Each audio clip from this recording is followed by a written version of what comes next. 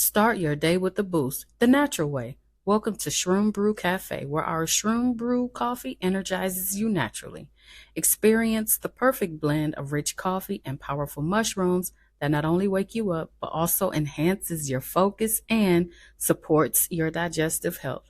From our energizing Shroom Brew coffee to our specialized products for focus and digestion, Shroom Brew Cafe has what you need to feel your best. Visit us today at drT23.site, that is DRT23.site, and discover the power of shrooms today. Let's start the show. Hey, come on in and welcome to A Win is a Win podcast, where sports and everything else collide. Comfortable? All right. Let's go, Dr. T.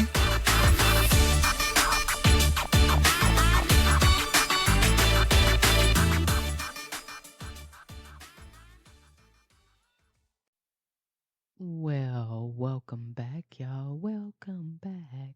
That's right. I told y'all last week I'll be right back here again, and guess what? Here I am. Thank you for coming back to join me here at A Win is a Win. Don't forget to like, subscribe, and share this podcast. And don't forget to tell someone to tell somebody else to go ahead and join A Win is a Win. And listen, we are running the numbers up. Thank you guys so much. If you are listening, but go ahead and just hit that subscribe. And guess what? I don't even charge you for it. That's right. It won't even cost you a thing. And while you're at it, go ahead and hit that notification bell so you know when a new episode drops. Now, where can you find me? Well, you can find me on Apple Podcast, Spotify. I'm even on iHeartRadio. I'm somewhere on Audible. Go ahead and search it up. I'm over there too. Or check this out wherever you get your podcast. Listen, we got some scores to get into. Week 3 is in the books, heading into week 4. And we have some teams that need to do a little bit of soul searching and find out exactly where it is that they need to fix, and they need to do it quickly. Let's jump right into it. Last night was Monday Night Football, y'all. That's right. Bengals. Just a little bit, because y'all said it was like a college offense or college defense. All of that talking, okay? Stop it. You're sitting at 0-3 on the season. Now, I'm not saying that that is not an indication that your season is over, but it's an indication that something needs to change. Now, you lost to the Commanders 33-38. Now, Daniels went 21 of 23, 254 yards and 2 touchdowns. Burrow was 29 of 38, threw for 324 yards with 3 touchdowns. Now, check this out. This is also the first NFL game since 1940 with no turnovers and no punts. Interesting.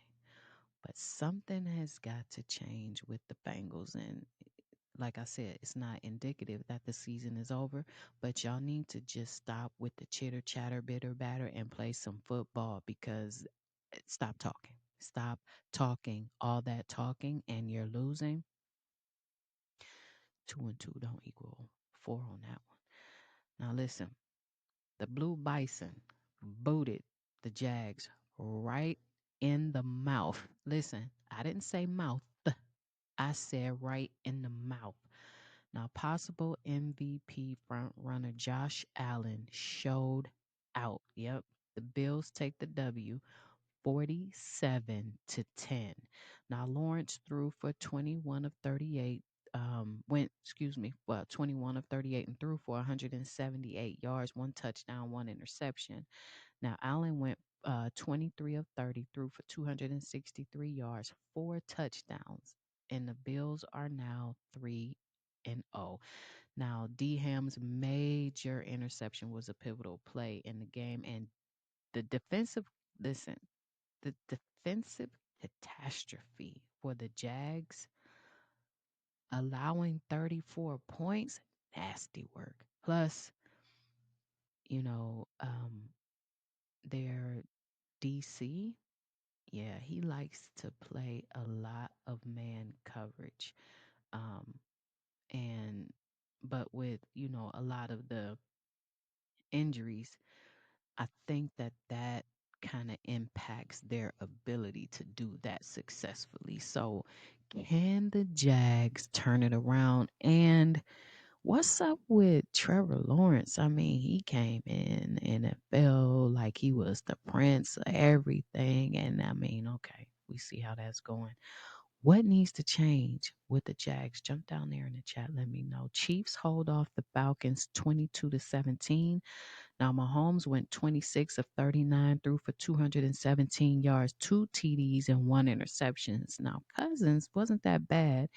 He went 20 for 29, threw for 230 yards, 1 touchdown, and 1 interception. Slow start for Killer Trav, though. Like, what's up?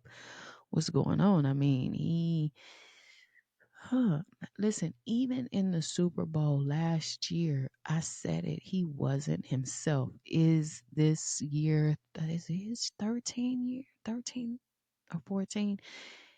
Is it peaking time for him to consider retirement, or is this just the Taylor Swift I'm distracted effect? Like, Killer Trav is just not himself. He's still quiet, but Rashee Rice seems to be Mahomes' go-to for right now with 12 receptions and 110 yards and 1 touchdown. So interesting to see exactly what is going to happen with Travis Kelce. Not entirely sure, but I believe Mahomes has something to say about that. We'll get that audio up in the next segment here. Listen, the Ravens stall out the Cowboys 28-25. And let me tell you, Dak had every single thing to say after the game, and we are going to get into all of the smoke that seems like Dak wants a little bit later into the show. But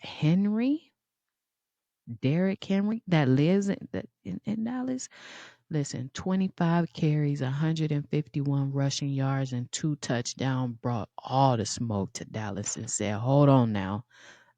Wait a minute. Shh. Remember y'all didn't want me, Jerry? Okay, let me show you why. The Lions roared right in here to the desert, y'all, and pounced on them Cardinals. Now, be clear, Cardinals are not my team, but I live in Phoenix, so sometimes it's nice to see the city get a W. But no, the Lions said not today. Pounced on them Cardinals, taking the W 20-13. Now, Goff went 18 of 23, threw for 199 yards, 2 touchdowns, and an interception. And Murray went 21 of 34, 207 yards, 1 touchdown, and 1 interception. It was the Lions run the ball down your throat. Old school, old school, right? And their top tier unit defense not playing games with the Cardinals, not even a little bit. They take the W, and it is interesting to see how many throws Murray overthrew. I'm talking about he might as well threw that ball in the red zone a couple times. He was completely off. See if they can bounce back next week. But check this out. Is it time to ring the alarm just yet for the Niners? We'll talk more about that in the next segment. But the Niners fall 1-2, 1-2 on the season, losing to the Rams 24-27. And I'll say this, go into detail a little bit later. Purdy ain't the problem, okay? He went 22 of 30, threw for 292 yards, 3 touchdowns. He's not the problem. And we're going to dissect that down a little bit later, but they fall to 1-2 on the season. What do you think? Do you think it's time to panic for the Niner gang? Let me know down in the chat. Listen, the Panthers upset the Raiders 36-22 with Dalton going 26 of 37, threw for 319 yards, 3 touchdowns, and Antonio Pierce was not having any of it at all. And he had some words for his players on his team that made business decisions. And he said, quote, "We will make some going forward as well." Here's my thought. Players being choosy is never a good thing. You make millions of dollars to do your job. How much more motivation do you need? Some instances, more often than not, you are making more than the head coach. So I get what he's saying. It was cryptic, but I understand. Seahawks sent the Dolphins for a long swim with Nemo taking the W 24. Listen, to 3. Yeah, I said that. Let me go ahead and say that one more time so make sure y'all understood me clear. The Seahawks sent the Dolphins back to Miami and said, "Go swim with Nemo." 24-3. Is this the new Legion of Boom? Because I know Richard Sherman is probably doing his little two-step right now. Listen, Geno Smith went for 26 of 34, threw for 289 yards, 1 touchdown, threw 2 interceptions. And the Seahawks are now undefeated right now, 3-0 on the season going into week 4. Now, Steelers had Harbaugh and the Chargers and L winning 20-10. And Justin Fields is saying, "Listen, all right, y'all wanted to know if I could be QB1. Well, let me show you why." Now, do y'all think Russ is going to get his job back? Because the young bull, he went 25 of 32, threw for 245 yards, 1 touchdown, 1 interception, and the Steelers are now undefeated, sitting at 3-0 going into week 4. Do you think that calf just cost Russ his starting position? Or do you think that they're going to wait and hold him until the playoffs? Either way, we're going to talk about what Big Ben Roethlisberger had to say about that. Caleb is having a tough time right now, and they took the L to the Colts 16-21 with 3 interceptions. Now, listen, said this before and I said it again, and it's something that Tom Brady alluded to, and we'll touch on that. But I've said this quite a few times over the last few years. The NFL is rushing these players. There's no player development at all, and he just won't win consistently unless he takes care of the ball. And sometimes you have to allow the latitude of space to let them transition into what the NFL game is versus what that college game is. Two different, totally different game, much faster, much faster. But he needs to take care of the ball. Throwing for 363 yards or 400 yards, it wouldn't even matter at this point. Something has got to change with him, and I think that he needs to have a little bit more work done. And I think just like in Atlanta, he should have sat down and developed him a little bit under an experienced QB. I don't think he should have went out there and started. Or perhaps, you know how Chicago is, perhaps they just thought that this was the best choice. Well, nothing makes sense with the Bears. Anyway, listen, the Packers packed up the Titans like some Wisconsin cheese. 30-14. Now they are 2-1 on the season. Malik Williams returned to Tennessee and said it wasn't a revenge game, but you couldn't tell. Yeah, all right. In his eyes, he said, "No, this wasn't a revenge game." All right, good brother, that's what you said. But that's not what you showed us, okay? Anyway, cardiac kids, y'all. Y'all know who that is? Yep, it's my Cleveland Browns. Cardiac kids is like watching a car crash and you just stand there like, I just hope everybody's okay. Because it is nothing else you can do. Now, listen, my damn Cleveland Browns fell to the New York Giants. Giants. The Giants? The New York Giants, y'all. 15-21. I'll just say this. We need an O-line roster change, and we need it immediately. And get Watson up out of there, okay? How T.I. said, expeditiously. Get him out of there, okay? Sick and tired of it already. This is not the New York Giants. Anyway, the Eagles hold off the Saints 15-12. Hurts went 29 of 38 through for 311 yards, one interception.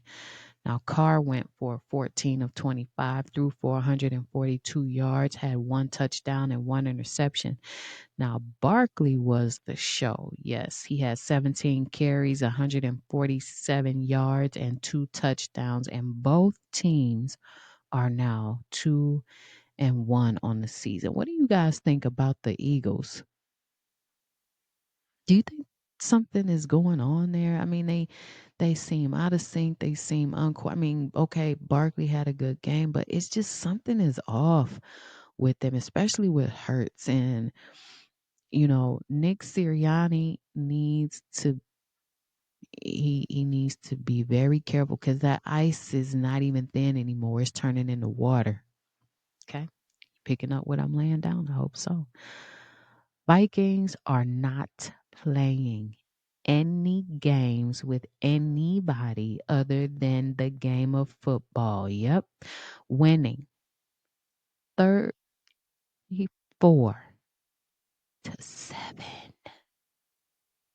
34-7 over CJ Stroud and the Texans. Not playing any games. Okay. Undefeated so far.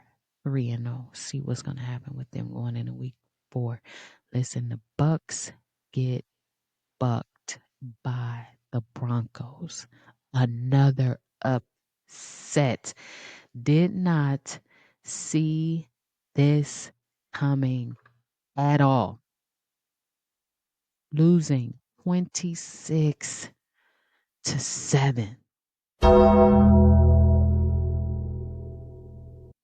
What? I know everybody's parlays. Well, hold on a minute now. The Broncos went 26-7. Oh, listen.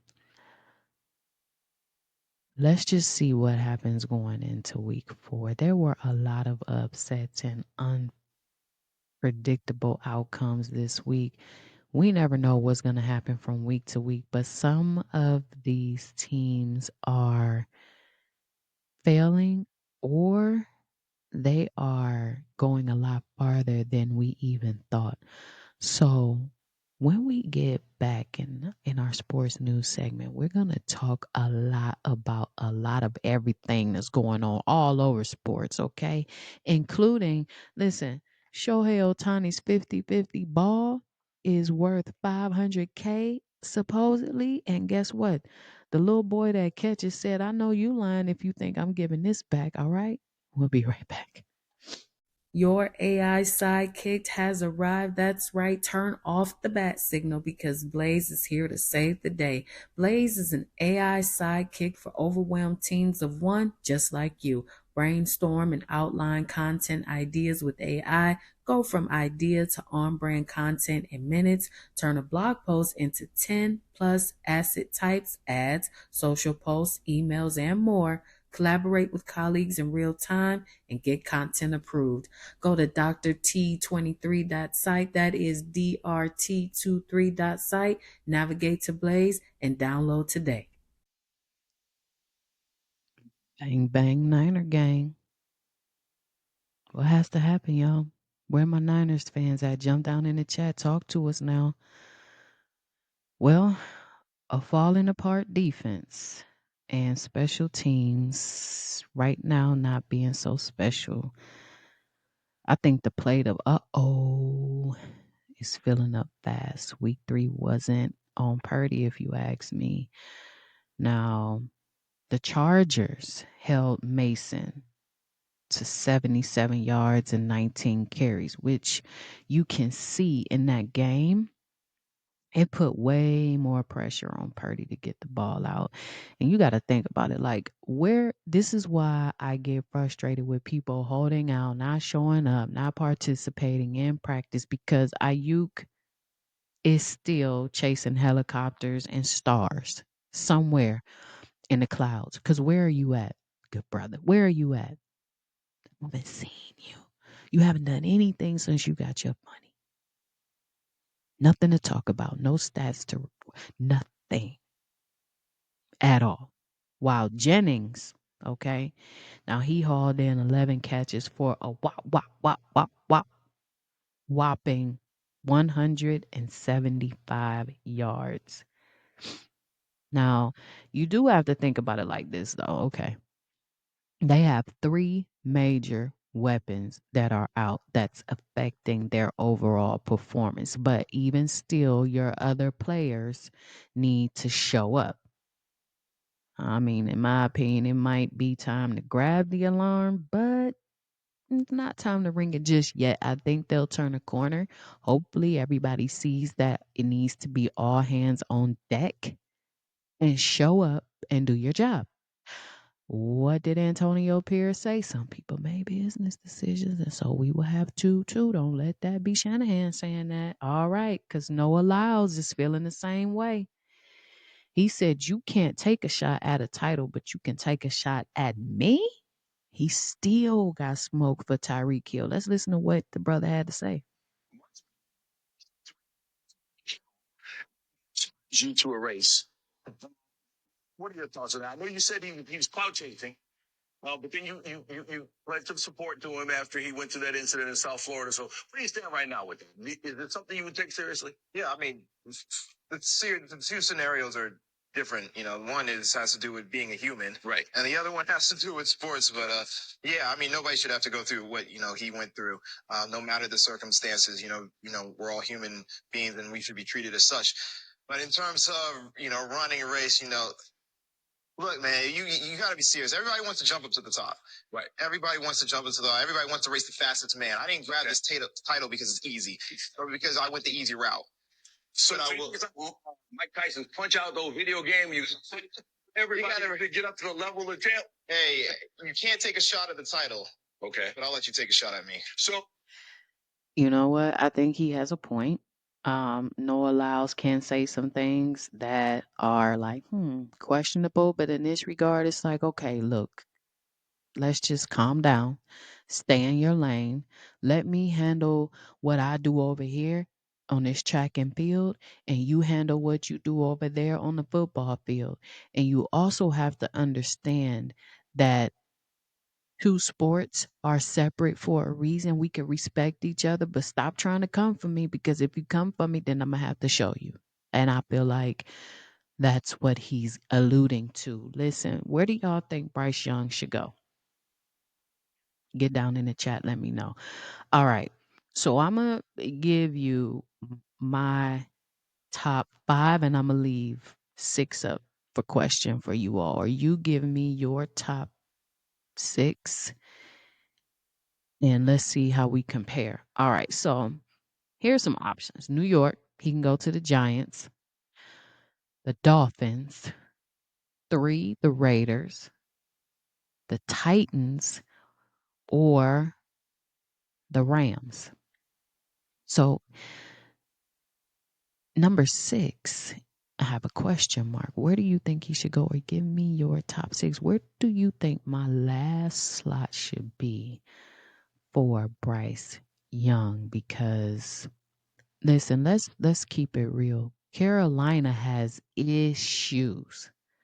Okay? They have issues. And long before he got there, I don't know. Sometimes these billionaires that aren't in the sport, but they just want to buy a team, have no idea what it takes to run a football club. Mr. Tepper needs to sometimes ownership needs to change because he's in the category of a Jerry Jones to me, Mr. Tepper. Okay, Brother Tepper needs to go ahead and tap on somewhere because that organization is a complete mess. Listen, staying in from the snow, will you do that?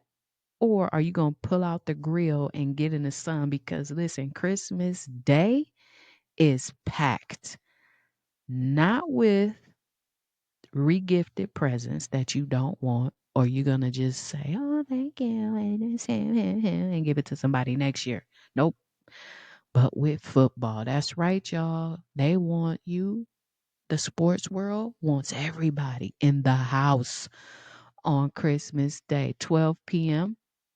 The Spurs and the Knicks go at it. 1 p.m. we got the Chiefs and the Steelers. 2:30 p.m. we got the Timberwolves and the Mavericks. 4:30 we have the Ravens and the Texans. At 5 p.m. you got the 76ers and the Celtics. At 8, I'm not done. At 8 p.m. you got the Lakers and the Warriors. And to top off the night before you get too sleepy, you had your pumpkin pie, you had your pecan pie, sweet potato pie, you had all the turkey and dressing that you can get at 10 p.m. Check this out. The Denver Nuggets and the Phoenix Suns close off Christmas Day. Where are you going to be? What are you going to be doing? Are you outside on the grill? You outside on the grill? Because I know that's what we do out here in Phoenix. The grill's going up. Or are you staying in, hopefully, with family and sitting in front of the TV? Because listen, everybody's going to be paralyzed and not just from food on Christmas Day. Now, check this out. Tennessee says, show us the money. Yep. Tennessee is adding a 10% talent fee to ticket prices to raise funds for players. Now, the implemented fee next year is in preparation for the approval of the House versus the NC2A settlement, which would allow schools to pay about $22 million per year to athletes beginning the year 2025 and 26.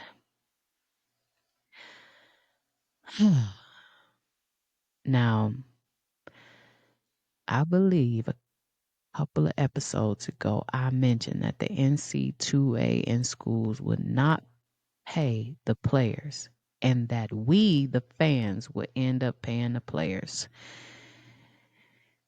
And listen, all I know is that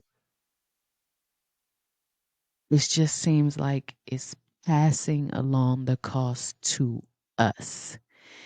And here's the thing, you have a handful of players that, are on NIL deals. Okay. And then you have the other hand of players who are not. So how do you make this work? Or schools who don't have any players in it. How do you make this work? Well, okay, we're going to increase the ticket prices. Let's make the community pay, as if the community isn't already perhaps saving up to go to one game or can't afford a ticket. So they're patronizing it by watching it on the TV because then you get the kickback from the views and the commercials and the media packages. It seems to be all a mess when you boil down to it. But hey, we knew this day was coming, and we just didn't know it would be this soon. Listen, the Patriots cut Rieger hours before their game last week. And, when they cut Jalen on Tuesday, they released him from the practice squad ahead of their week 3 tilt game against the Jets on Thursday. And the roster move was just hours before the game, after which Jalen posted a now deleted. I can't understand that. Post and delete. It means if you posted it, you meant it. Don't delete it later. But you can't tell people what to do with their social media. So this picture, and you can go on X or whatever it's called, Twitter, Instagram, whatever social media you have, and the picture is depicted with a Bugatti sports car parked outside a less than lavish home. Basically, um, he is like trying to say that he's the Bugatti and the Patriots are the crappy house. And so if that's what you meant, good brother, then stand on it. Stand on it. Don't delete it. I'm elite in this house of trash, is basically what you're saying. So if that's what you meant, then do it. But here's the thing. This is why I say social media has aided in the ability of getting messy, because back in my day, we didn't have social media. So if they felt that way, we never saw it unless they had a sports column in the newspaper that you actually had to go by and open it up and read it, and they out of their own mouths would have said that. But now people are strong with the thumbs and then the fingers, and they post and stuff and then think about it later and delete it. Okay, but it's never lost just because you deleted it. Somebody then already screenshotted it and reposted it everywhere. So what's next for Jalen? Don't know, but we'll see. We'll see what happens. The NFL power rankings just touched down. And here we go, y'all, with another list. Yes, we have another infamous list, y'all. Let's see what the NFL power rankings look like. All right, here we go. So at 10, mind you, this is as of last week. They haven't dropped for this week yet. So next week when we circle back and I come back to y'all, let's see what the rankings look like. But as of now, they have the Eagles in the 10th spot. They gave 9 to the Vikings. Okay. The Saints are in the 8th position. 7th position is the Bucks. The 6th position is the 49ers. 5th position, they gave it to the Packers. 4th position, Texans. 3rd, Detroit. 2nd, Bills. And of course, we know everybody got the Chiefs at number 1. So what do y'all think about the power rankings? I mean, teams, listen, why are the Packers at 5 is my question. Why? I don't understand that. And I do believe that the Saints deserve to be more than 8th. I mean, I don't know. That's just my opinion. The I don't know. And then some people are saying the Chiefs can't be number 1. Just think that's just more of a personal thing, that they just don't like the Chiefs, because I don't see why they wouldn't be. I mean, what have they done to make them not be number 1? Let's just ask the questions, because remember, answers start with questions, right? So if that's not the answer for them to be number 1, then tell us what the question is. Listen, Charles Barkley calls on Booker to be a leader. And he says this, that my sons, now listen to me. I want y'all to understand something right now. Let me preface this quote because I am reading something that Charles Barkley said. Okay, please don't come for me in the comments because we all know how Sir Charles talks. Okay, all right. Now, my sons, they got no identity and no leadership. You got to have a style of play. You got to have a leadership. The Suns have not proven they can do that yet. Book is a terrific player. The whole dynamic of the team changed when KD and Bill was there. I think he means is there. Okay. Now they got to have leadership. He's got to take the leadership role. I think he's reluctant because he assumes that KD is the best player. Kevin has said he don't want to be a leader. He just wants to play basketball, Charles Barkley, on what needs to be done with the Suns. Do you guys agree that Book needs to step up and um, take over the team? Because in my eyes, like when I go either when I watch a Suns game or in the occasion that I may have to, do some work for them, and you watch Book, he is that team.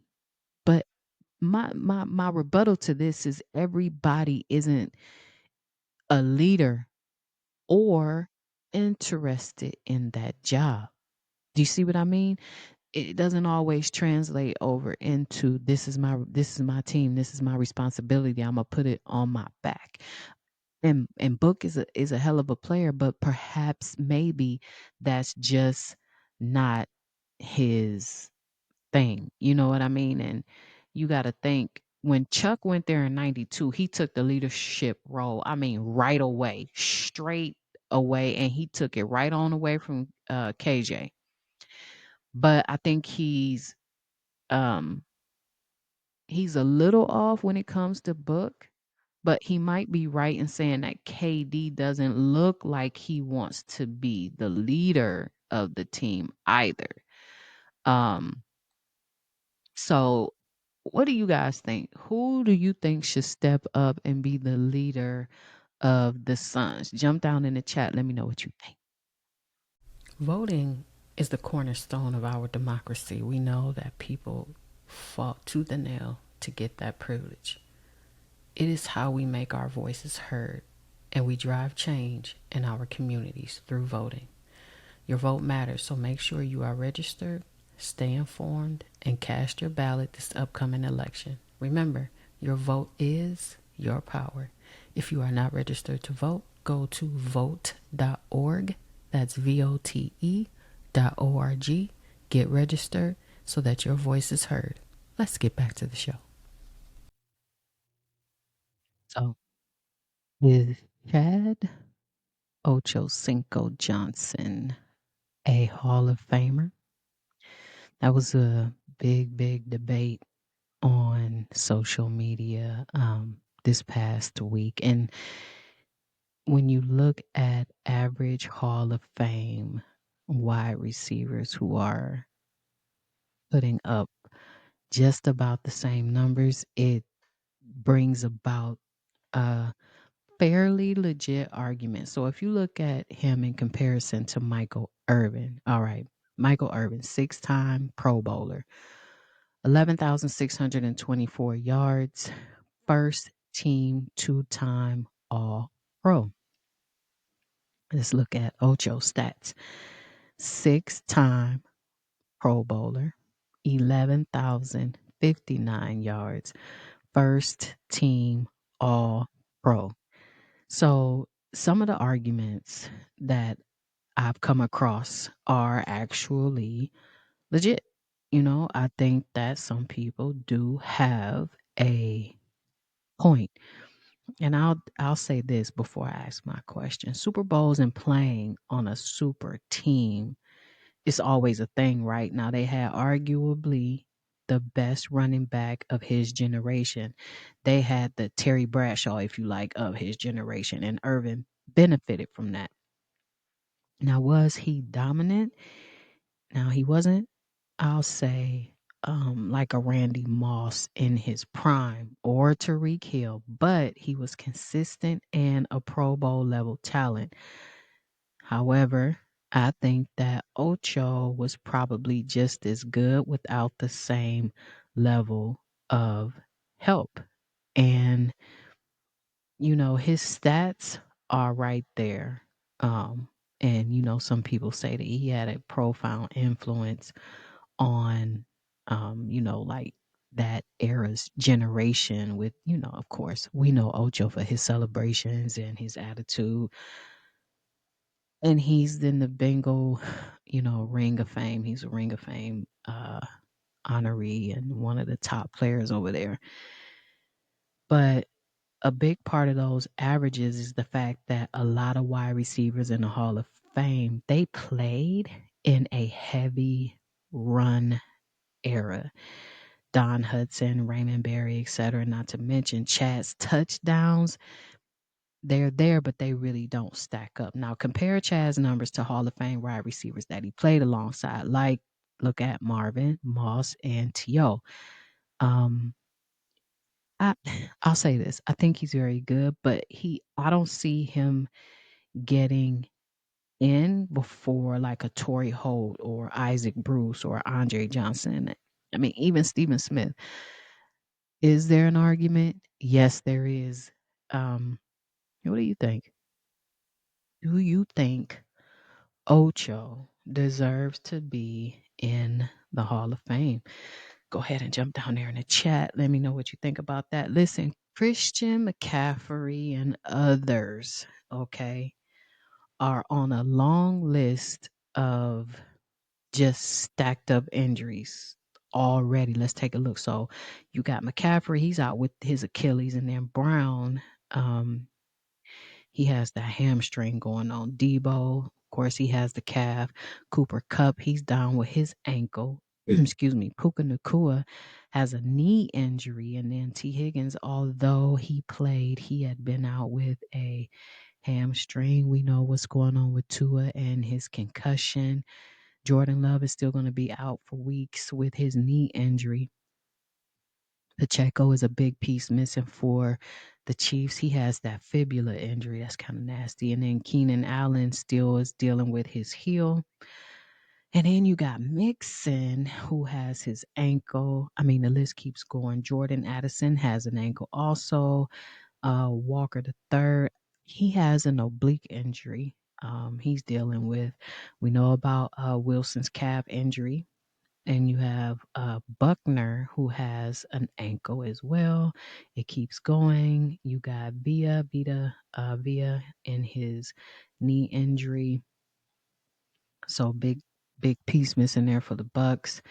And then you have Mostert, and he has a chest injury. So some key players missing from these lineups, and could be definitely uh, pieces that are needed during this season that aren't there. Listen, what do you think about an all you can eat two piece with biscuit? That sounds good, huh? Yeah, but it doesn't sound good when that's what you're offering for football. Now check this out, right? You have the let me bring this up here. You have Marshall's head coach, okay, is pretty much offering a knee, a shoulder, and probably his firstborn child, if he has any, for Ohio State players to transfer down to where they are now. He was quoted by saying, would love to have some of those guys from Ohio State If they want to transfer on down, we've got Tudor's Biscuits, NIL. And I promise you, all you can eat all day if you transfer here. Let's take a listen to what Charles Huff had to say.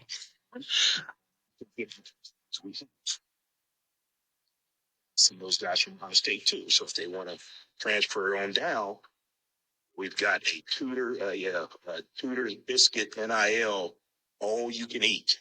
So if any of those guys that run really, really fast at Ohio State, like Tudor's Biscuits, promise you, all you can eat all day if you transfer here. So, but yeah.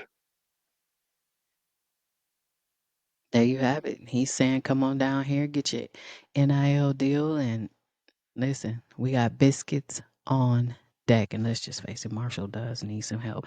Listen, early stoppage or not is the question. So, Big Shot and Taliesin, TX Sierra, I can never say the last name, had Dana White and a lot of other people hyped. You have people upset because I think it has to do more with the bets. Okay. People are saying bad stoppage. Come on, guys. You have to be blind not to see that the let's do this. Let's get rid of the Instagram bots, okay? The flickering Instagram bots or the people upset about these um parlays if you had them or bets, you got to stop and understand what the game is. He was knocked out cold, okay? When the head snaps back onto the mat, the refs have to call it. That was done. It was not an early stoppage. Stop it, okay? Stop with the antics online just because your parlay or your pick didn't pay off. His head snapped and he went back on the mat. Lights out on that one. Listen, Big Ben Roethlisberger has jumped all the way into the Steelers chat. Yes, he did. He has a lot to say about the situation over there between Russ and Justin Fields. Now, this is what Ben had to say. He said, if Russ is healthy, I'm still sticking with Justin. And, he feels that Justin earned his spot to remain as QB1. And Wilson should not get that spot even if he returns. And a lot of people don't disagree with that. And then if you're looking at where the Steelers are right now, they're 3-0, and there's no one in close proximity in the AFC North behind them. So, I mean, there is a heck of an argument right now. And some people are saying, well, why did he have to say it like that? And trying to imply that, what is he trying to do? Shade Russ? And I don't think it's shade. I just think it's facts at this point. He's gotten them to 3-0. He's not playing bad football at all. And what do? Do you, as soon as Russ comes back, and let's say Russ is ready to go next week, do you just bench him now? Do you just put him on the bench and say, okay, thanks for showing up, but now uh, it's time for Russ to get back into it? I don't think that that's the answer. You know what I mean? That's not the answer. You don't do that to that young man. He's been balling. He's been on his A game, and he stepped up when he needed to. And look where the Steelers are. So, no, I don't think you take him out. Some people don't take Big Ben's word as credible given the situation, um, you know, that he's been in. Um, some people are saying that neither are an upgrade, but people are going to have their opinions, and all you could do is just watch from week to week and see how he performs. And if for some reason he goes out bad and he starts just throwing ints and he's fumbling the ball and he's not making completions, well, then that's a subject for a different day. But right now, let that young man cook. Okay. Now, in college, check this out, with kids and a 401k. Hmm. In college, start there. Okay. With kids. Hey, Tino, that's my puppy. And a 401k. Yeah.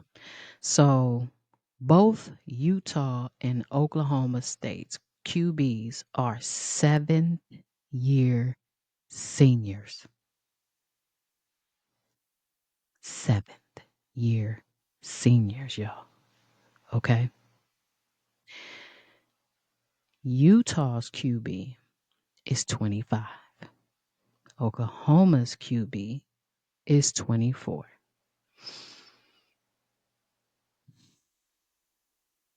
I don't understand why, like, it's time to go. How many degrees do you have? I mean, look at Caleb. He's 22. He's 22 years old. 7 year. And it couldn't. I need to see what are the guidelines for how long you can be in college. Because we talked about this before. Colorado State's QB was, what was he, almost 30 with 6 kids, 5 or 6 kids, and a wife? Was he on the NIL deal? I believe he was. He make a couple million a year. But is this per, like perpetual? Is this forever? Is there a perpetuity in the contract that says you can play forever? What happened to graduating, getting your 4 year degree, and moving along with your life?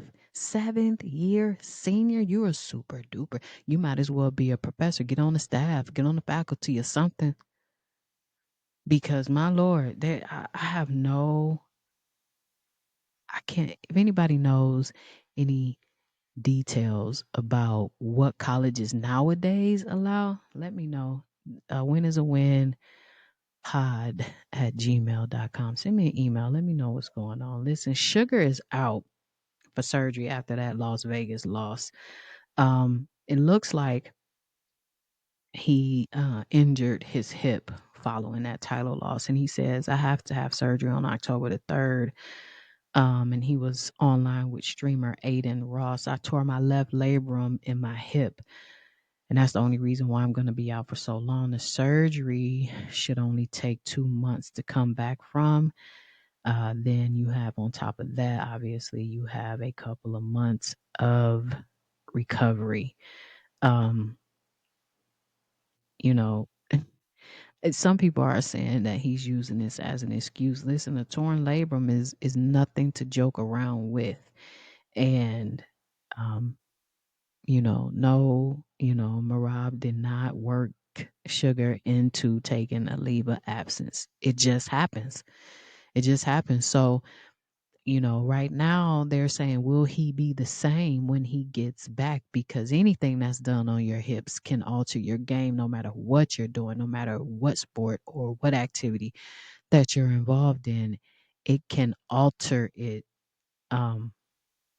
quite significantly. So, now all of a sudden we got Marab fans. They're just coming out of nowhere like, yeah, yeah, we sent him out. We sent him on a vacation.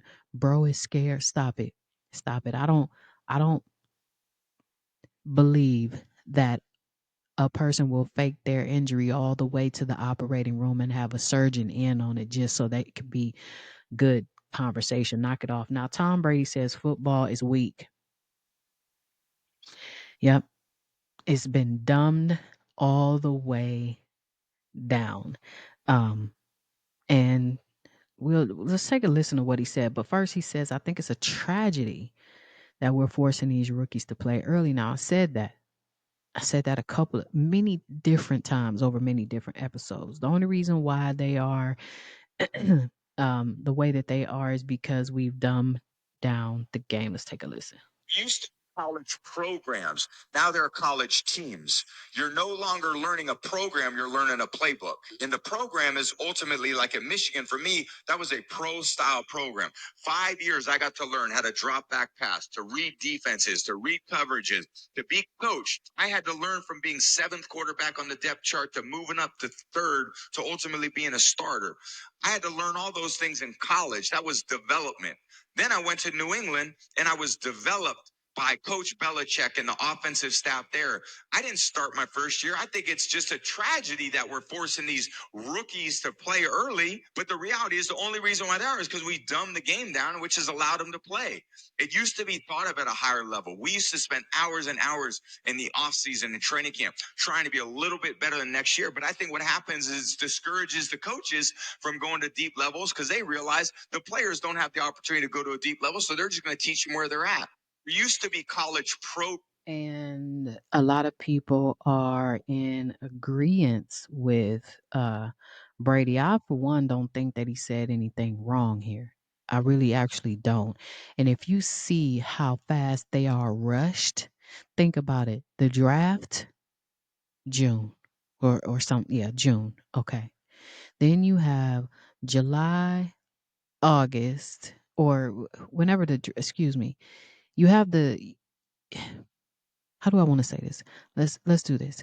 You have the draft. Immediately after that, then you have your voluntary OTAs, then mandatory OTAs. Who are they actually behind? Who are they learning from? What kind of time do they have to develop? And then we see them on the field, and now they're in a situation where they're criticized because of their performance. True, because that's what comes with the game, especially in the QB position. You're going to be criticized. When you win, you get the credit. When you lose, you get the criticism. I get that. But at the same time, when does the development start the re-entry process? We have to re-implement something that has to do with development because they're coming out the gate way, way, way too fast. And you look at the rumblings in Atlanta with the Falcons, and their draft pick isn't starting, but Cousins is. Get him behind Cousins and let him learn from somebody with more experience. Then put him out there when the time is right. I 100% agree with Brady. You jump down in the chat, you guys. Let me know exactly what you think. Listen, KG says that you bet not ever talk shit to Michael Jordan. Don't you ever do it. And he tells a story that's pretty cool about an experience with Michael Jordan. Let's take a listen to some of it. I'm double balanced, yeah. You killing that nigga, yo. You killing that motherfucker. So as I say that, feel it. Hands on hips, legs locked. Then look, the nigga stabbed me for about 15 seconds. And walk this off. We in Chicago. Like, I don't even feel it and play it off and dumb me out. Fuck that. Now I'm in here. I got some. I'm on. Keep killing this nigga. Okay, keep it up. So I hear JR go, yo, all right, yo, fella, keep going. Yeah, you too.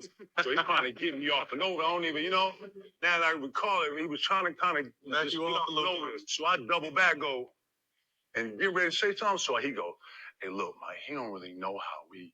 I see him and Mike having a conversation. So he don't really know he excited, whatever. So now MJ on the back leg joint. He's leaning on you. Is that right? Okay, yeah, huh? Can't even really describe the next like 6 to 7 minutes of play, y'all. In this next 6 to 7 minutes of play, y'all, we down 25 now. It was just at 2. Mike had 18. He had like 40 now.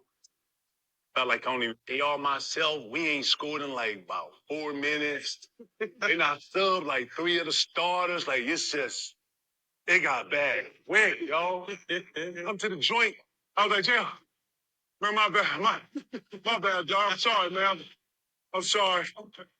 He like, it's cool, man. I told you, just shut your ass up, man. You're not fun. So you got in between Gatorade everywhere. You like, damn. And next thing you know, we over there like this. Mike came down. Okay, young fella. Okay, damn, young fella. Damn, y'all never talk shit to Mike ever. And it's funny because I'll upload the clip to the YouTube channel, but the the actual body movements that he said that Mike was doing was like, oh, okay, so this what you doing? Okay, you must not know. I'm getting ready to kick you in the nuts. And that's exactly what he was saying. Down two, then I pissed him off and came back 25. He said, listen, don't you ever piss off Michael Jordan. That was a pretty cool story. Listen, Woj is retiring. Yep, ESPN senior NBA insider Adrian Wojnarowski has agreed to become the general manager of the men's basketball program at St. Bonaventure. He told ESPN that I am retiring from a dream job here at ESPN, and I'm so incredibly grateful for my time and experience with the worldwide leader, he said. And you know what? I'm gonna just say this: if Woj didn't say it, it didn't go down. Because if you want to talk about a credible source, everything that he said was facts. So interesting to see how he is as general manager over at Saint Bonaventure. But you know what? Sometimes it's time to move on. You know that ESPN was bought by Disney. So a lot of what, could be going on behind the scenes could be forcing a lot of people's hand and moving out. There's been some people who have lost their jobs and some people who have left, and it's controversy. You got Max and Stephen A going at it. But when Woj stepped to the mic, yeah, you could bank on what was coming out of his mouth. Listen, the MVP ladder. Here we go with another list, and the MVP ladder has people crashing out all over the place. I'm talking about crashing everywhere. Okay, everywhere about this MVP ladder. And you know what? It's funny because people don't really realize that these how do you say it, lists are a matter of opinion. It's not. It's you can form your own list, but it seems like every week, like I'm sure as I'm recording this podcast right now, right, there's another list being formulated. By the time I log off and when this episode is uploaded, there's going to be another list from this past week's game. You see what I mean? And so, you know, is Mahomes going to be the top QB now, or are we going to put Josh Allen in that? Okay, it's going to vary from week to week, people, but you know how the internet does. The list comes out and people crash out. All right, so here's the MVP ladder so far. All right, now let's do this. We're gonna go from the bottom to number one. So how many do they have? They have 1, 2, 3, 4, 5, 6, 7, 8, 9. Okay, so this is their top 10 FanDuel. So at 10, they have Derek Carr. 9, they have Prescott. 8, Murray. 7, Purdy. Jackson at 6. Mayfield at 5. Hurts at 4. Stroud at 3. Allen at 2. And of course, Mahomes sits on top of the mountain. And first of all, I'm trying to figure out how you get Hurts ahead of Baker. That's some nasty work right there. How? He's not even playing like himself. Don't get me wrong. Okay, the Bucks just took a L this past week, but still Baker is playing at a way higher level right now than Hurts. I don't understand that. Now, here's something else, and I know I'm gonna ruffle some feathers. And so, if you guys want, we could come up with our own MVP race list after this week, if you like. Okay, if you want me to come up with my list and then we could talk about it, go ahead, leave me a message or a comment or whatever have you down there in the chat. But check this out. How is Josh Allen, not number one. Let's let that breathe for a minute. How is he who to Mahomes? Numbers are way, we going simply by stats. He clears it easy, easy. But you know, the Chiefs are the Chiefs, right? And they don't think that anybody could take down Mahomes. Listen, Josh Allen, I'm saying it right now, playing at a higher level than Patrick Mahomes. You all, let me know what you think about FanDuel's MVP ladder list. Okay, now listen, when I tell you that that's a bad man, that's a bad man. That's right. Shohei Otani's 50th home run ball is estimated to be worth around $500,000. Yep. And he joins the 50-50 club. He might be in there by himself, 50 home runs and 50 um stolen bases. I mean, I listen, the fan who caught the ball is not giving it back at all. Not even, it's not even up for discussion. But would you give Otani his ball back? Or would you just opt to walk out like this fan did? Jump down in the chat and let me know. But when I tell you this about, we've not seen anything like this. Man is on an island all by himself right now. That's a bad man right there. I'll tell you that much. You see exactly how he finishes up by the end of the season. And is there anybody in sight of him? Interesting. Listen, Dak Prescott. I just wish he would shut up at this point. And it's to the point where you have to ask yourself a couple of questions when it comes to Dak. For example, why are you mad at the fans? Why? You're coming through the tunnel, okay? And you have a very blunt message for your Cowboy fans while you're leaving the field after the loss. I'm going to play this. It's very far. There is no clear audio, very clear audio anywhere online, but you can kind of hear what he's saying. Take a listen. I don't know if you can hear that clearly, but he said, please, please jump off. Please jump off if you want. Please do it. Now listen, Dak, okay? You have been disappointing your fans since 2013. Let me just stop right there. Okay. I don't think that your fans are jumping ship. I think your fans are just fed up with the same story and the same excuses and the same uncontrolled rhetoric from your team owner, Jerry Jones. Whatever that man says, it makes no sense. He was just on the Jamie Foxx podcast and said some of the most salacious, scandalous stuff that you should not be even saying out of your mouth about another man, acting like it's the these players are on an auction block. Okay. And he's going over specific body parts. Are you kidding me? Come on now. You're under an organization that is a bunch of buffoonery right now. And instead of discussing why you actually lost the game, you're frustrated and pissed off at the fans. Knock it off. Grow up and take responsibility for what you haven't done there. And you are the highest paid quarterback in NFL history right now, 60 some $1 million a year.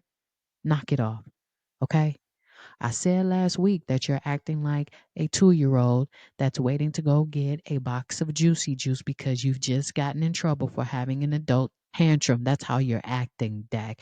You haven't won anything in the 8 years that you've been there. The Cowboys haven't won a championship or even sniffed anything close to it in the last 30 years. And you telling people to jump off the ship? Ooh, go on now. Honorary mention. Go on now. Nobody want to hear you talk. Shut up and figure out how to win some games, and quite preferably in the postseason. Listen, there are so many lists that are out right now, and just keeps getting more interesting and more interesting and more interesting. So now we had the MVP list and we had the power rankings. Okay, so now we have the wide receiver one tiers list. And let me tell y'all, when I tell you that I am sick and tired of these lists, they continue to pop up.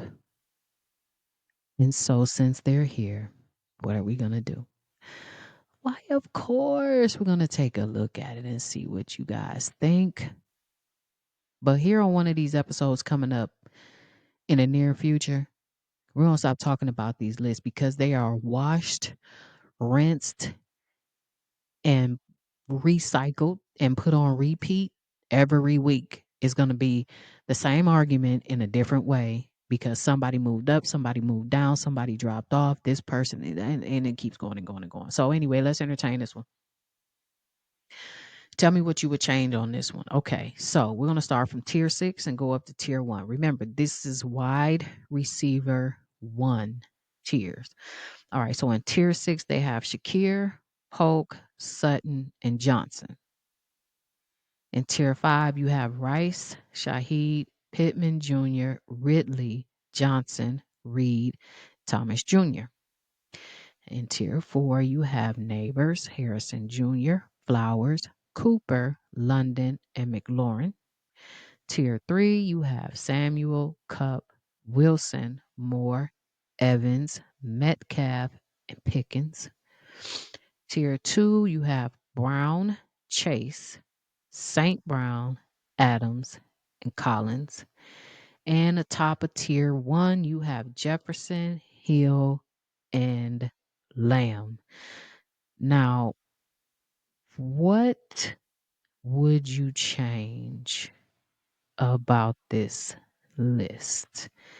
And I saw something that I would change. I would put, let me look at this. So I would put Rice in tier 3. He's way, way, way too low. Uh, and Harrison in tier 4. Like, I wonder if somebody was drunk or on or something when they did this list, because the more and more you look at it, you're like, hold on now. Hold on now. You got Harrison in tier 4.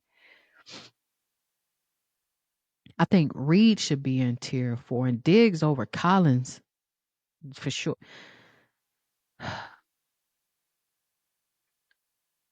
I listen,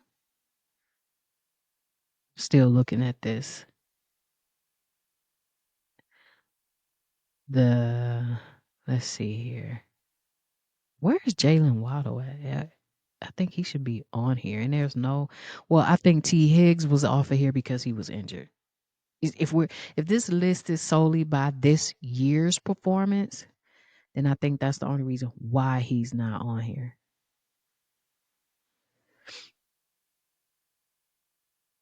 But it's a lot of opportunities that I see on this list. So I'm gonna um put this list uh into the question for this week. All right. And I want you guys to tell me which one you would change on this list, because some of these lists are getting way out of hand and some of them just don't make any sense whatsoever. But again, these lists are a matter of it's a matter of opinion. So we're gonna talk about that. Jump down in the chat. Let me know what you would change after this episode airs. Now, listen, Nick Saban has some words for the Panthers, and he defends Bryce Young and torches the Panthers while discussing the quarterback's benching. Now, this is what he said: quarterback is a really hard position to play if the people around you don't play well. That's one of the bad things about being the first guy picked in a draft. Panthers have to build this thing from the ground up. He further says, I hate to see Bryce get benched, but I also don't see a lot of opportunity for him to be successful based on the skill players they have around him. The offensive line they have around him, in other words, uh, is horrible. And a lot of people um, is saying that's true, but Andy Dalton doesn't agree with that. Well, here's the thing: Andy Dalton seems to be doing okay in the first showing. He played a game, okay? And to me, that's why, a lot of people there you can tell who's a fan of the sport and who actually knows about the sport, because when you have fans who continuously say Dalton is 110% better than Bryce, well, let's see. I mean, he did well in this past game, but let's see a couple of games, because you're only as good as, like Saban said, what you have to work with. And if he continues to do well, okay, maybe that's the subject for a conversation at a later date in a later time. But, you know, like I said, it has to do with the pieces that you have around your QB and what your, you know, a front office and ownership sees in that team. What are the necessary pieces that we need to make? What are the changes that need to come? Do we, tear it down and build it back up like he said? But like I said, Mr. Tepper, I think somebody needs to pull him aside and have a conversation with him, because that organization was a mess. Let's keep it real. Before Bryce even got there, we can just look at the history of it, okay? And I think that Nick Saban is spot on with this. A lot of people that want to give him flack about it, but listen, the man is not who he is because he doesn't know football. Let's just leave it right there. Unanimous MVP. No questions, no gray areas, no ifs, ands, or buts, no grunts or nothing. Three-time WNBA unanimous player, Asia Wilson, much deserved for her immaculate season.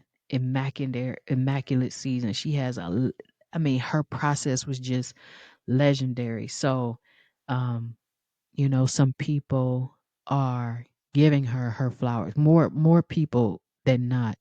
It's well deserved. She plays her tail off. She leaves it all on the floor.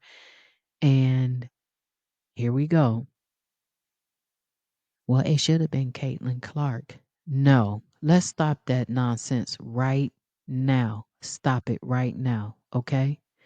Does Caitlin Clark deserve Rookie of the Year? Why, of course. Let's just keep it real and say what it is, okay? Call an ace, a spade a spade. But most valuable player and the numbers that Asia put up, stop it right now. And if you are a fan of Caitlin Clark, that's cool. But if you are a basketball fan, if you know basketball, then you know for a fact, without even hesitation, that Asia Wilson, she sacrificed her body, built a winning culture with her team. She was a role model in the community. She has a program for young girls. She earned it and left it all on the floor. And she just broke 1,000 points. First player to ever do it in WNBA history in a season. Put some respect on her name for the accolades that she's done, the same way that we need to respect Caitlin and the accolades that she's done. And I say this all the time: Two things can be true at the same time. Two people can be spectacular at the same time. It's not the people that are being talked about that are causing the drama, it's the people that are causing the drama around them. Okay. Shout out to Asia Wilson, unanimous WNBA MVP. All right. Now I saved this one for last because this is a hot topic and you can actually see a, a shift in what's happening. So, what's going on with Killer Trav right now is a question that everybody wants to know. Okay, because if you look at his numbers through the last 3 weeks, he's had 8 receptions, only 69 receiving yards, and no touchdowns. Now, I don't agree with people calling him washed. Um, and I don't necessarily believe that it's a Taylor Swift problem. It could not be. Sometimes people say, when you have a relationship, you're in love, you get distracted from what it is that love the best and you don't do it as much. Okay. That could be true. That could not be true. That's a matter of a personal feeling with them two people. All right. We're not going to get in them folks' personal relationship, but there is something wrong and something vastly different with Trav. Like I said, the targets have been Rice over the last couple of games. They've been getting open, so he's getting the ball. Trav not so much. So do you think that the team's defenses are playing to Trav? Excuse me. Or they're playing to Trav to keep him locked up, which is forcing other people to get open? Or is it time, you know, age creeps up. He's 13 or 14 years deep into the NFL. Okay. He's played at the highest level. But let's face it, sometimes it starts to trail off. Everybody doesn't stay who they are forever, you know? And, people try to clown him online and saying he's playing like Gronk. Um, and, it's like I said, the Taylor Swift effect. Um, And people are going to have their opinions. And now people are switching the conversation to Mahomes is not really giving him chances. Mahomes is not playing at the top of his game. He's really sucked this season. And then some people are saying, well, go back and look at some of the tapes. Kels has been open and Patrick just puts a bad ball out there or just flat out doesn't pull the trigger at all. Um, you know, I think he still has some left, but he knows when it's getting near time. He's getting older. Um, but like I'm the type of person where I look at film. I mean, I have to look at film. It's a part of my job for injuries and all of that kind of stuff.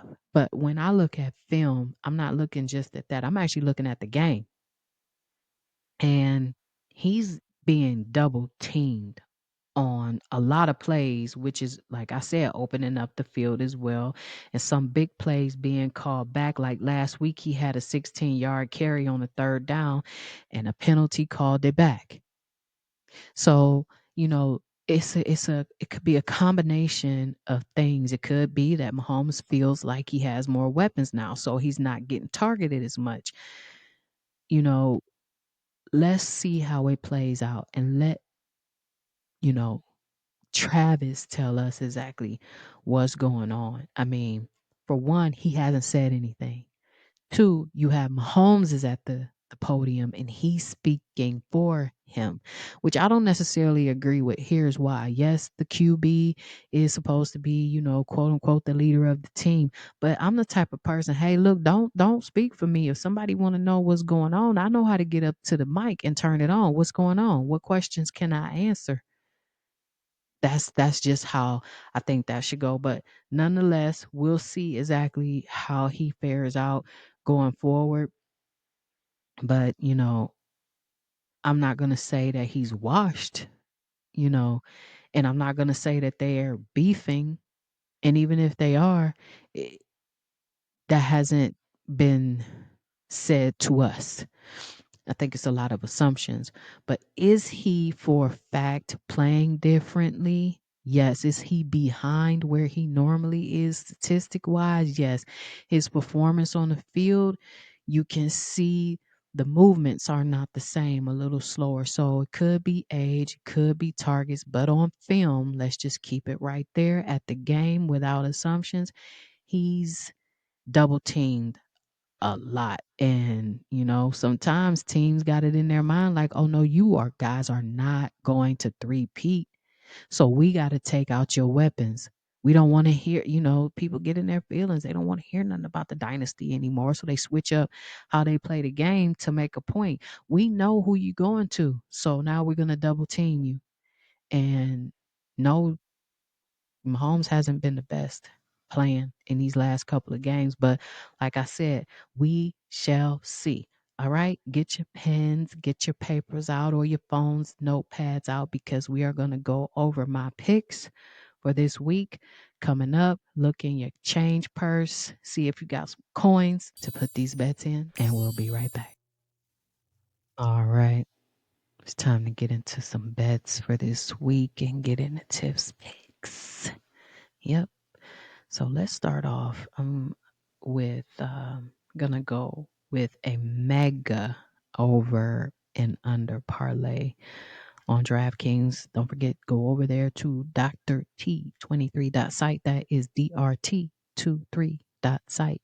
Click join me on DraftKings and they will match your bet up to $250. Get in on some of these promos and win you some chips and stop betting with your emotions.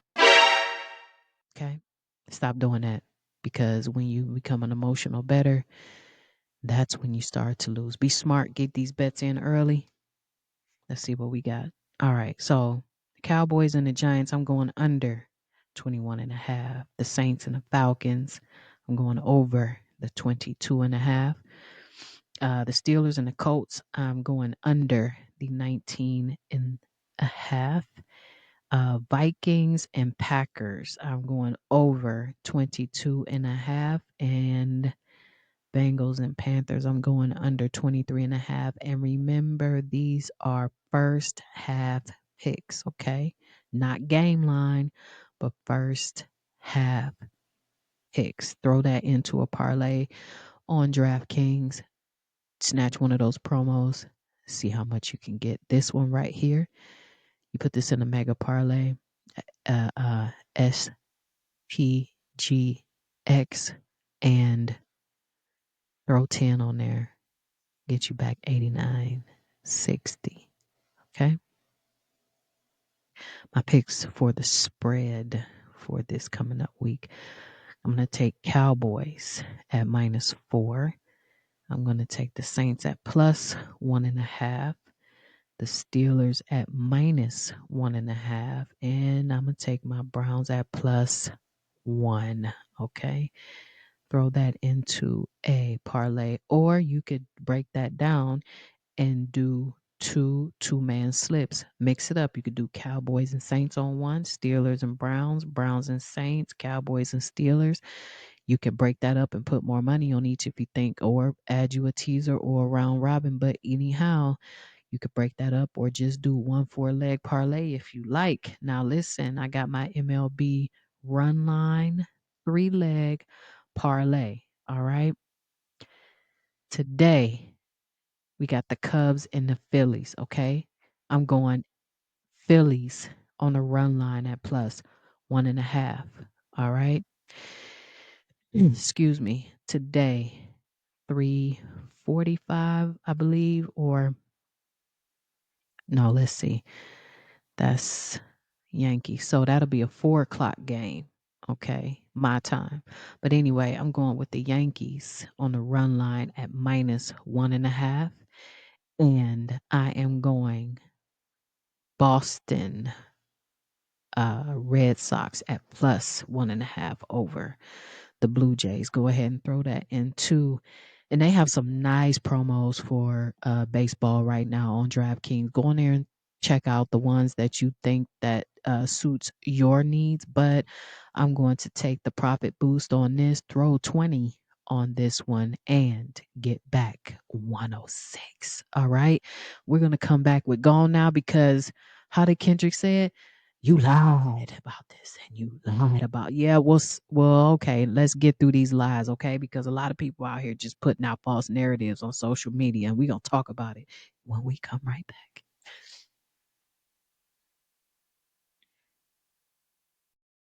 Looking for some quality betting picks? Well, download the Discord app and join our group Bet Masters Lounge where you can get positive EV and arbitrage along with best bets and parlays. Download Discord now, send us an invite, and get in on the action.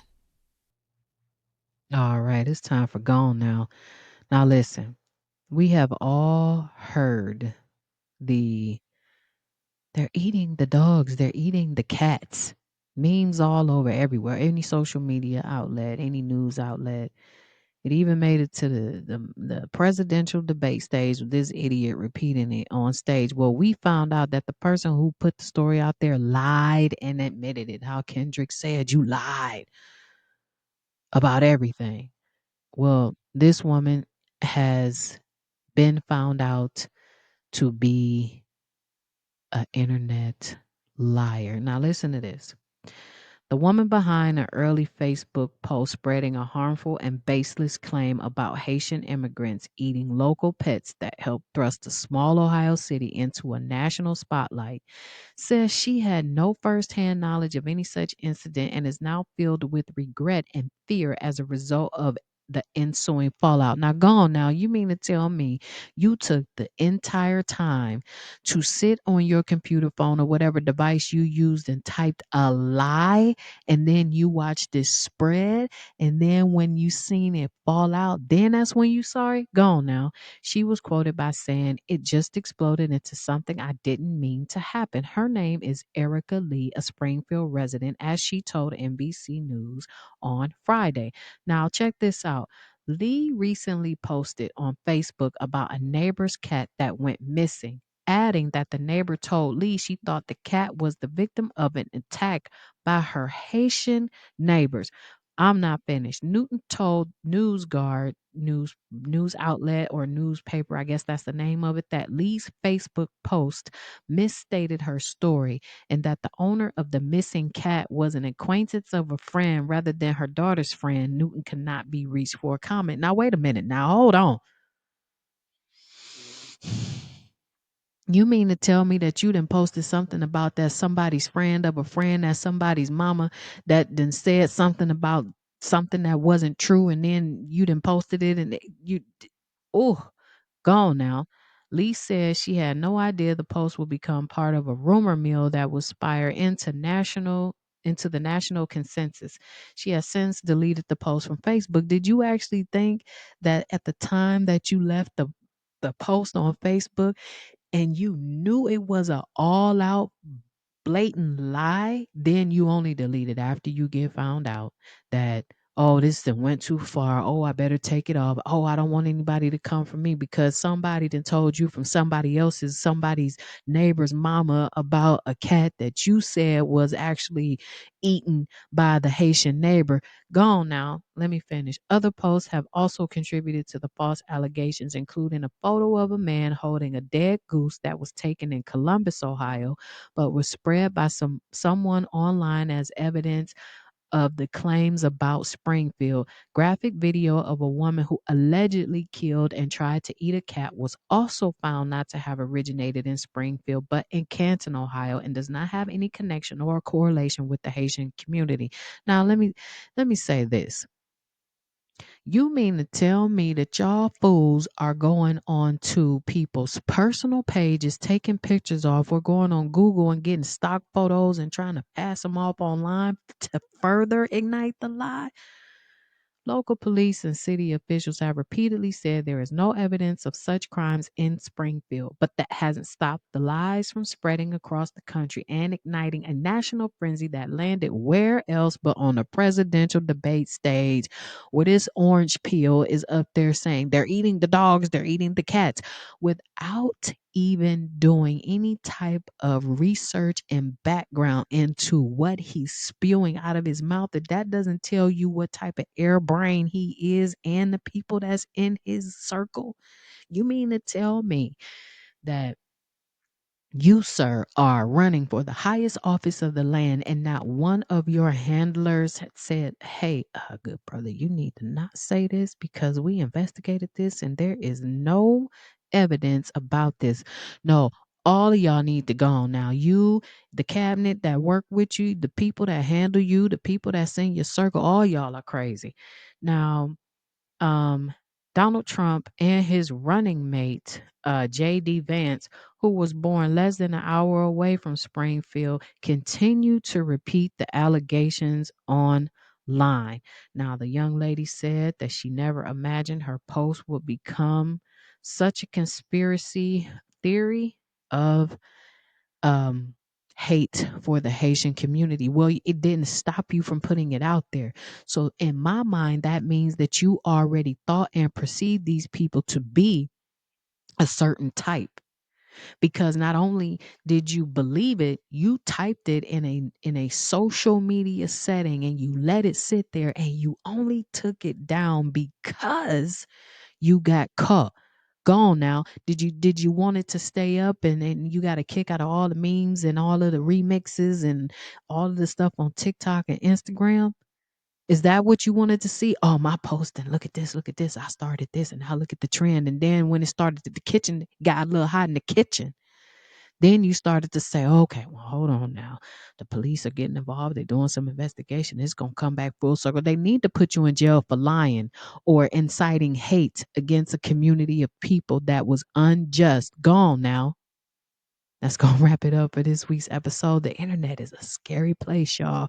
Don't forget to like, subscribe, and share this podcast. Thank you guys so much for running the numbers up. I have been trying new things here, growing the channel, and trust me, your input does not go unnoticed. Go ahead and hit that subscribe button. And like I tell you all the time, it don't cost you a thing. I'm not trying to charge y'all to do anything. Just go ahead and click it and hit that notification bell as well, so you know when a new episode drops. If you're over on Apple Podcasts, you can find me there. If you're down the street over on Spotify, I'm over there too. If you're around the corner at iHeartRadio, I'm over there, or wherever you get your podcasts. And guess what? I'm going to come right back here next week, y'all. All right? Peace.